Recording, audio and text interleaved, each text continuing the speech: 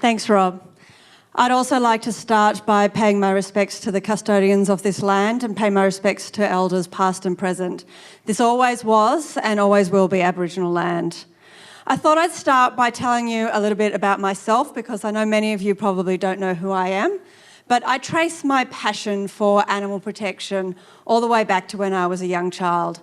I actually remember sitting there holding a hen in my arms and the hen was purring. And I remember thinking, this hen shows joy in the same way as my cat at home shows joy.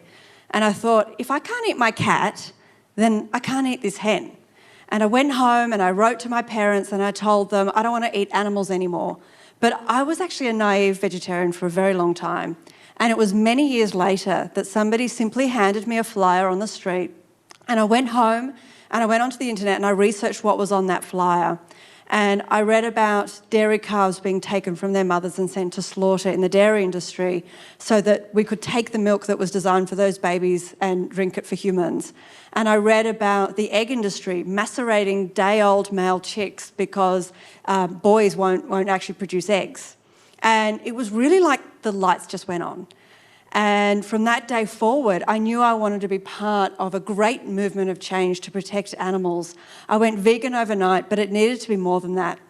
At the time, I was studying education at university, and I actually switched courses and I moved into psychology because animal cruelty is human-caused and there needs to be a human-focused solution. So I ended up doing my master's in health psychology because health psychology looks at how do we actually create mass behaviour change.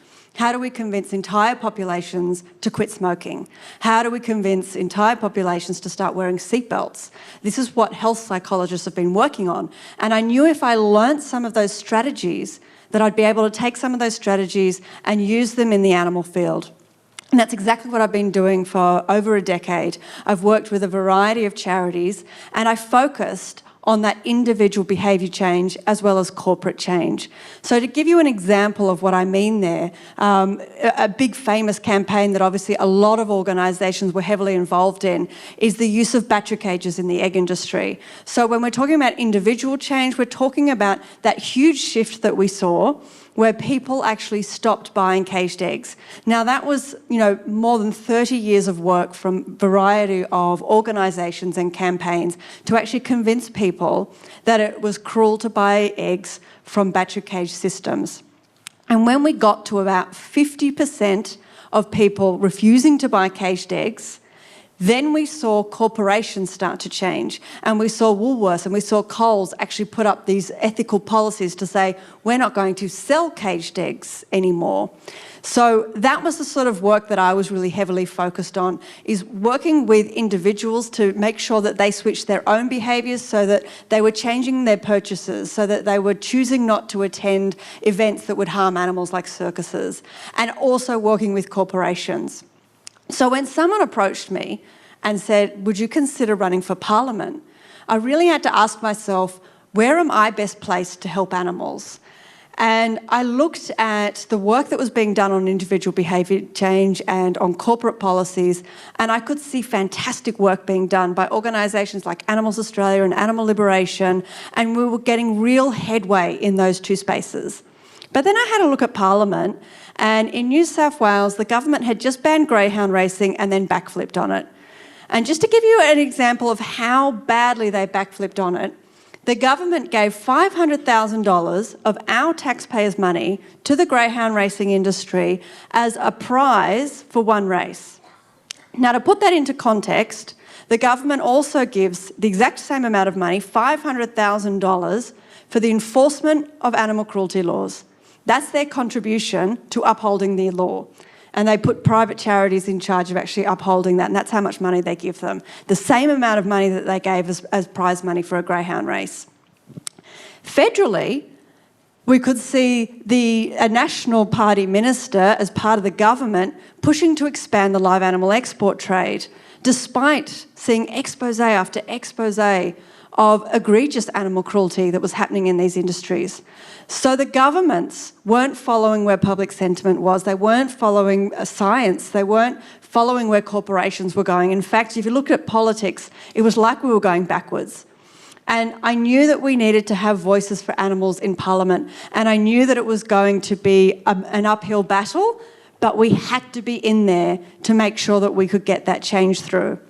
To go back to my example about battery cages, whenever I talk about battery cages to people, they always say, oh, didn't we get rid of them? They're illegal now.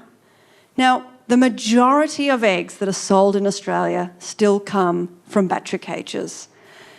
Now, we've got that individual change. Most people, if you ask them on the street, say that they would never buy caged eggs at a minimum. You talk to corporations, you talk about big supermarkets, they say, well, we don't sell caged eggs anymore. But of course, they're hidden in products, they're hidden in mayonnaise, they're hidden in cakes. So people are buying it and not even realising that they're buying caged eggs.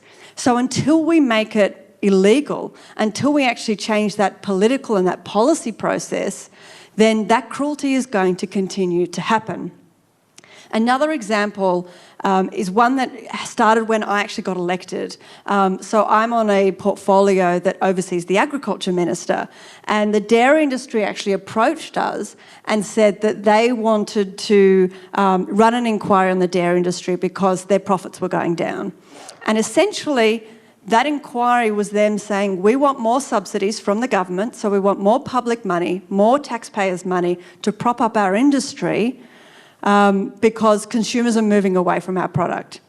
So it doesn't matter if people are campaigning on these things and getting that individual change if our governments are actually helping prop up those industries with our taxpayers' money. The good news is, though, with that inquiry, is that we actually managed to get a recommendation from that inquiry for transformation. And so what I proposed was that instead of those government subsidies going in to actually prop up a dying industry, when people are moving away from dairy for health reasons, for animal cruelty reasons, for environment reasons, why don't we use that same money to actually help farmers transition out of this industry and into what consumers are purchasing and focusing on more ethical alternatives and plant-based farming?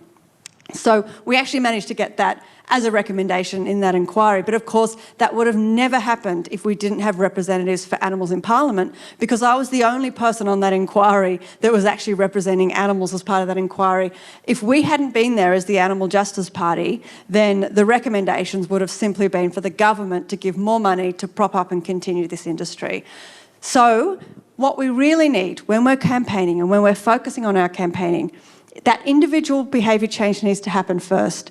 It's a slow slog of a campaign, but we can't get corporate change and political change until we get that individual change. And that individual behaviour change needs to continue to happen. I would never be elected as a representative and never get enough votes to get elected into Parliament unless there was that initial drive to get all that individual behaviour change, awareness amongst people about what was happening to animals.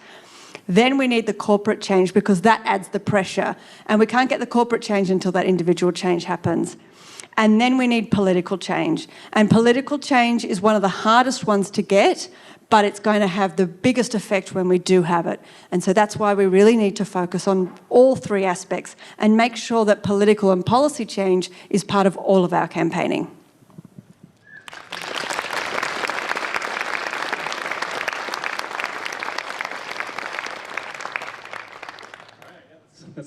Let's grab a seat. Just grab my questions. Oh, there you go. Notes. All right. So far the campaigns that you've been mostly working on, those kind of sentencing for animal abuse and puppy mills and so on, they're kind of around these domestic animals or more charismatic animals. Yeah, what's the strategic reason to fight those battles, I guess, rather than other options? So what we did, when I was first elected, we spent an entire day, we got post-it notes, and we thought of every single animal issue that we could think of. For everything from wombat mange to bestiality to battery cages. And we put every single animal issue and we ranked every single issue on a few different aspects. So we looked at neglectedness, how much that issue was being neglected and not campaigned on by other organisations or other political parties. The winnability and the tractability, so getting public on side, even getting other political parties on side. and then also the number of animals that it would affect if we did win it. So what we ended up with was some campaigns that actually did affect, the most number of animals, and really had that tractability as well. So, for example, one of those campaigns, and it's interesting because we end up with some campaigns that have sort of a level of tractability, and that's probably what people see. So the puppy farming one has a huge tractability. But then we also did do a massive campaign on battery hens, and maybe it doesn't have the same tractability, but it has a much more enormous effect on animals. But it's probably something that, because it doesn't have that tractability, people don't necessarily see that we're working on it as much. I see. So I guess, maybe they don't show up in the successes as much because it's just actually harder. I guess the payoff would be massively larger because there's so many more chickens and the conditions are potentially worse, but it might be might take longer to get there. I guess, what do you think would happen if the Animal Justice Party kind of switched its strategy to focusing primarily on farmed animals on the basis that there's more of them, the conditions are worse? How would that play out, do you imagine? Look, I think it's really important for the Animal Justice Party to make sure that we do have a huge focus on farmed animals. But there are also aspects where we can get some winnable campaigns, and probably a really good example is the tougher penalties campaign that we ran. So we increased the penalties as for animal cruelty. Now that affects every single animal that is recognised as an animal under those cruelty laws. And I say that because some animals, like octopus, aren't even recognised as animals in New South Wales. But that's the sort of campaign where we have a win, and having a win obviously builds our brand and builds the recognition. And obviously this is the sort of stuff that we can get a lot of media on, so people actually know that we're working on this. But at the same time, that builds our voice for some of those other campaigns like the battery hens, which we're still definitely working on. Is the main thing that makes the farmed animal issue intractable is the National Party and their dependence on, I guess, farming people in the country who are not interested in having more regulation of their industry? I wish I could say yes to that, but I can't, because I actually think the fundamental issue is that we've got a Minister for Agriculture in charge of animal protection. And so I see the same problem if we switch to a Labor government, because the Agriculture Minister is essentially trying to protect industry and protect animals, and those two things don't work together. The Premier, in principle, could change that setup, right? They could, do a cabinet reshuffle and create a new, or move the portfolio to somewhere else, but they choose not to do that. Absolutely. And look, there are places in the UK, for example, where there is, somebody that's in charge specifically for animal protection. There are other places where there's a Minister for Environment and Animals, and you'll see that there's far more progress in animal protection laws in those places. And so I think that that's one of our first steps, where we need to actually separate animal protection away from the Agriculture Minister to avoid that conflict of interest. Yeah, have you put this to the Premier or the government? Or, yeah. Oh, absolutely. Okay. Yeah. We've got a petition. And what did they say? No thanks, I guess. Look, it's going to be Look, obviously there is a difference with the National Party. The National Party hold on to animal protection very, very tightly. Yeah. And at the moment we do have a Liberal national government. So I think that our stronger position is to convince the Labor Party to put up a Minister for Animal Protection. And then if we've got a Minister for Animal Protection and an Independent Office of Animal Protection, and the Independent Office of Animal Protection reports to that Minister, then we'll see some changes. But if the Independent Office reports to the Agriculture Minister, they will get lobbied by these very financial lobby groups. Yeah. So I haven't lived here for 10 years, so maybe I don't have my finger on the pulse here. But I did hear about the Teal independents and how well they did in the election the other month. Is it possible? I guess, as I understand it, they kind of use climate change as this sort of wedge issue within the right or within the Liberal Party. Is it possible you could make animals to some degree a wedge issue within the Liberal National Coalition? Because I imagine farmers in the National Party probably feel quite differently to inner city, upper middle class folks who might value animal protection quite a lot and might not be happy with, in fact, what the coalition is up to. Yes, absolutely. I would agree with that entirely. And it's really interesting being in Parliament. I think I went in a little bit blind, and I sort of thought that Labor would be on side and Liberal would be against us on everything. And what I found was that actually sometimes the Liberal left was more on side than Labor right. So everyone kind of moves all over the place, and there's fractions within each party, and so it's can be quite difficult. But I have spoken to quite a few of the Liberal lefts, and one of them, who's actually now a minister, said that his electorate, the thing he gets emailed most about is battery cages. So there'd be a lot of them that would happily pass these laws, but they won't because of the Conservative side of their party, and they won't because of the National Party and their coalition with the National Party. And so definitely I think we need to expose the fact that they're ignoring these laws, that they're ignoring animals and the environment. Yeah, in the UK, my impression, so it seems like in Australia and the US, there's a combination of total indifference to the issue and it like being reasonably partisan, where like the left is maybe receptive sometimes, the right not so much. In the UK, it really doesn't seem to be a partisan issue almost at all. Like the Conservatives do put up like animal protection stuff, and they talk about it about as much as the Labour Party does. Do you know what like the structural reason might be? And like can we become more like that?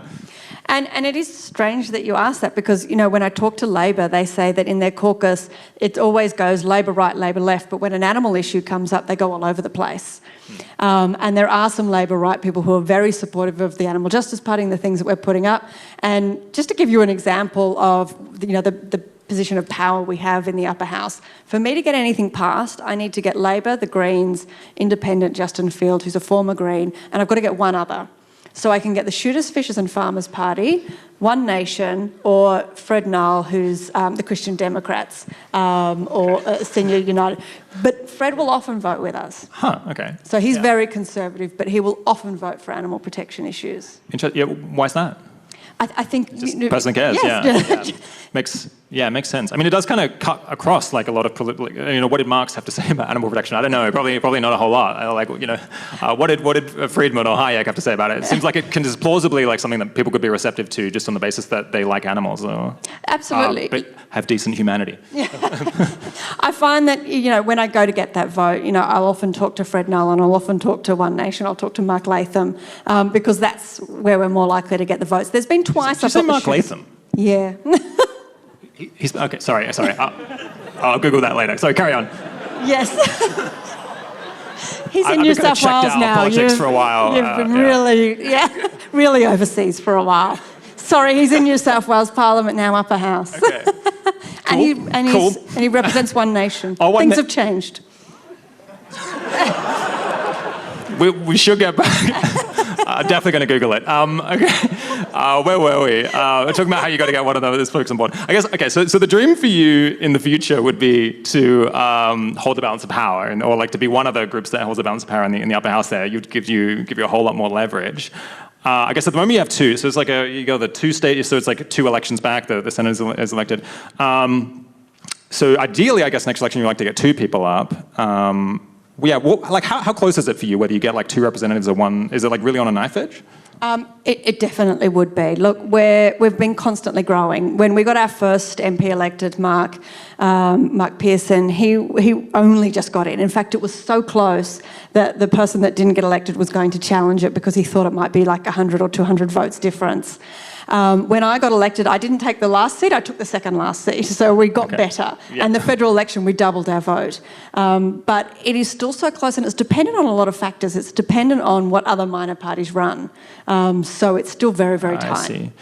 I see. I remember back in high school, I would like go out and do leafleting at the South Australian elections for the Animal Justice Party or the Animal Rights Party. It seemed, at the time, it felt like a bit tokenistic. I don't think like things were nearly as organised as they are now.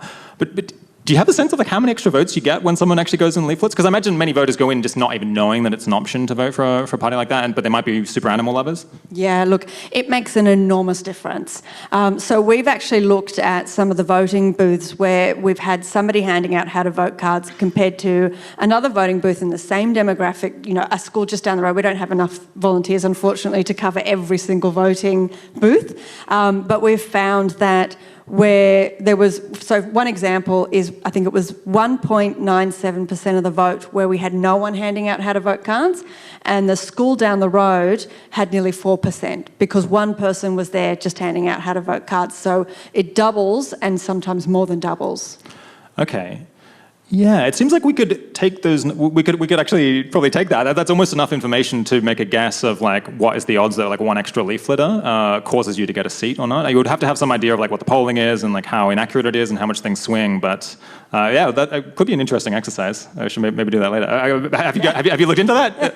Look, we do have people within the party that are looking at all of that sort of data stuff, and we do know that it makes a huge difference. And what we're finding as well now is a lot of people doing pre-poll as well, which makes it a lot more work for us, making sure that we're there at pre-poll as well, and also sort of focusing on which electorates to focus on, where we're going to get the most votes.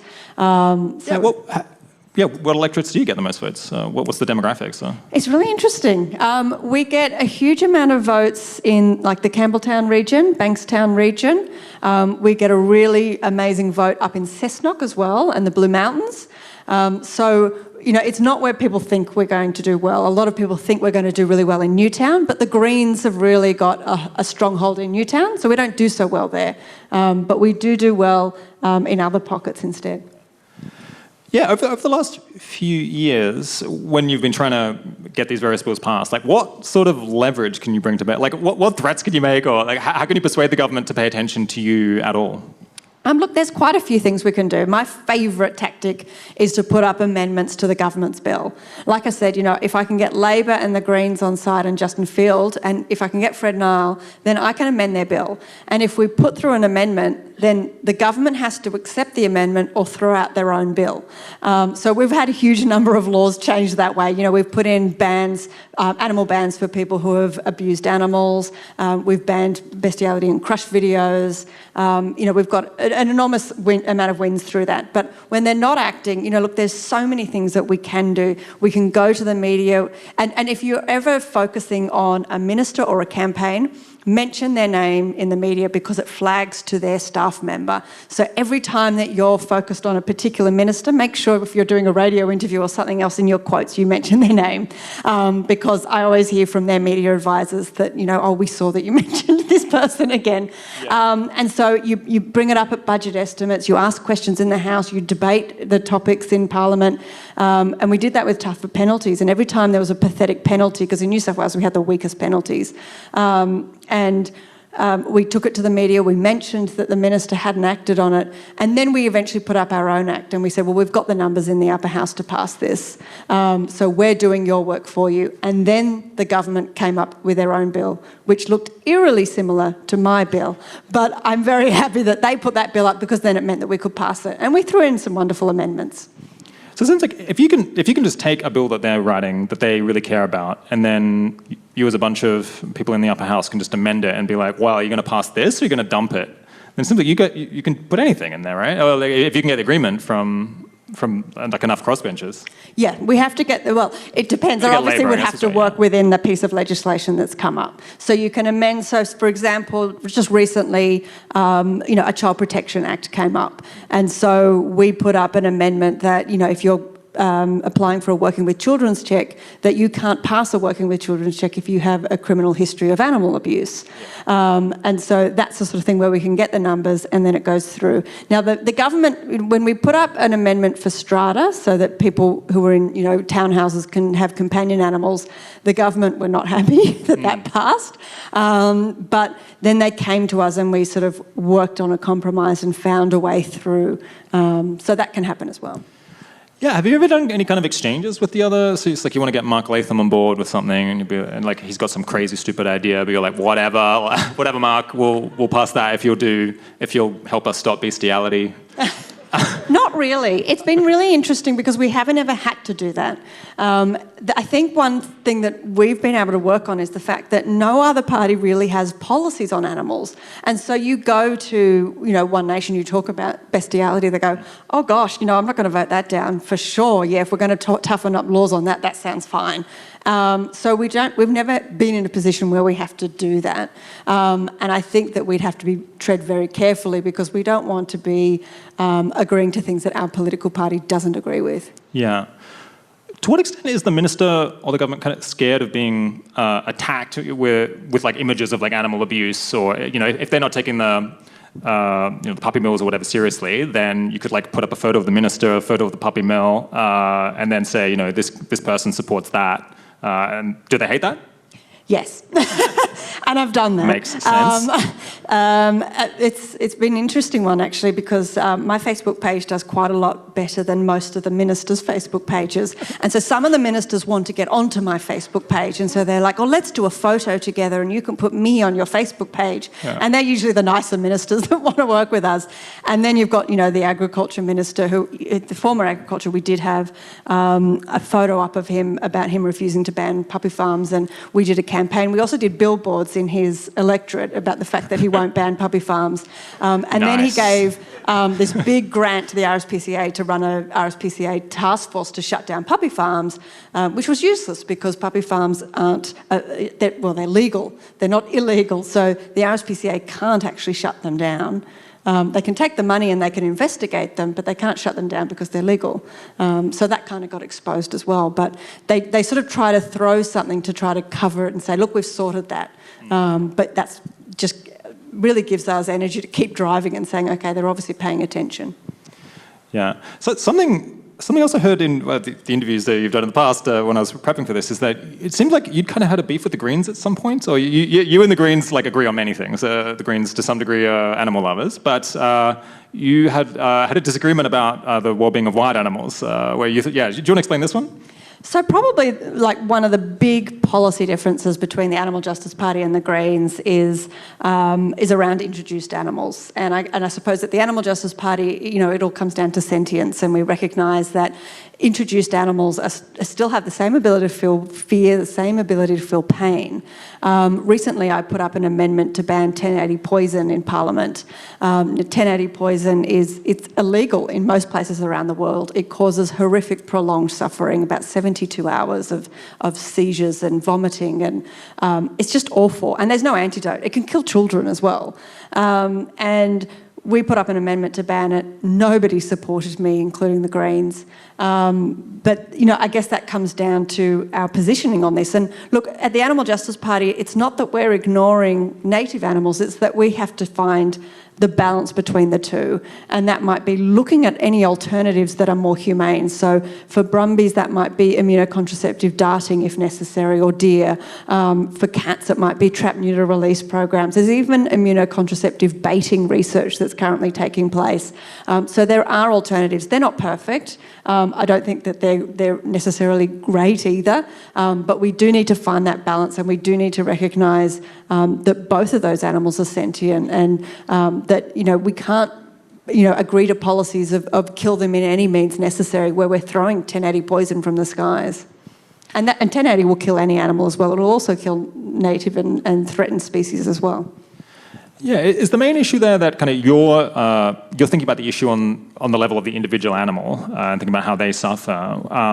But did the Greens come back with you? Are you with kind of a like species first framework where they're thinking, well, we've got to protect these species from extinction, and they're not particularly thinking about any individual animals? That's basically it. Yeah, look, I think that's probably it. And look, I think that probably within the Greens there's probably also some disagreement within the Greens. There's the brown Greens and the red Greens, I think they're called. And so, they've got their own factions within their parties. But for us, it's really about sort of pushing more humane alternatives and finding those humane alternatives and working to convince other parties that there are other ways, and we need to be focusing on that science. All right, we've got 38 seconds. What's the most fun thing you've done in the last few years, or in Parliament? Have you ever managed to really wind someone up, or make their life hard, and you go home and you're like, yes, that was great? Oh gosh. Okay. I know we got really... Maybe we're different people. I don't know. We got really, really silly. Mark Latham didn't want the energy bill to pass. So this was a really positive renewable energy bill. And so we decided collectively that we would just hold Parliament continuously until he basically collapsed. And so I think, I can't remember how many hours we did, but it was, I'm quite surprised that, I think it was 36 hours or something straight of Parliament. But we just kind of got a bit silly, and we were skipping around, and yeah. Well, I knew I was going to have to Google Mark Latham, but now it seems I've got to look him up on YouTube as well. So with that in mind, thanks so much, Emma. Thank you.